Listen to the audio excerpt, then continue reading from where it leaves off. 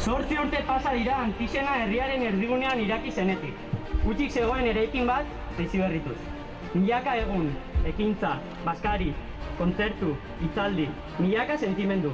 Herria eraldatzeko ametsarekin abiatu ginen, eta amets hori egia bihurtzen jardun dugu.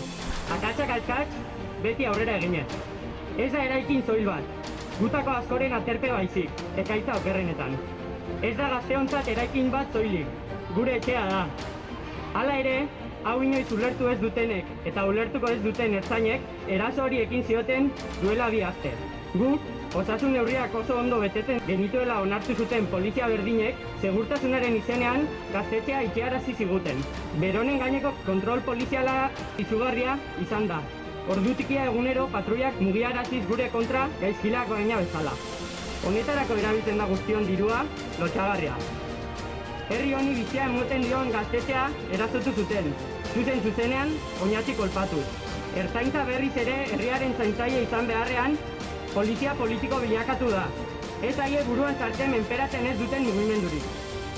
Argi eduki dezatela, herri hau, eta bere herri mugimendua inoiz ez dela beraien aurrean makurtuko. Ez gaituzte menpean hartuko.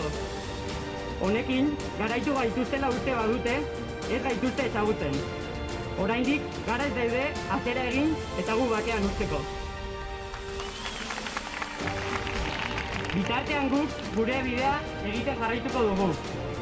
Hemen eta guretzat, gaztetxea beharrezkoa dela aldarrikatzen dugu. Herriari biziak kentzea ez delako osasuntsua. Jazarpen polizialarekin amaitzeko eta eraikinaren erabilerarik trabarik ez jartzeko eskatzen dugu. Gora Oñatiko gazteria! Gora Antixena gaztetxea!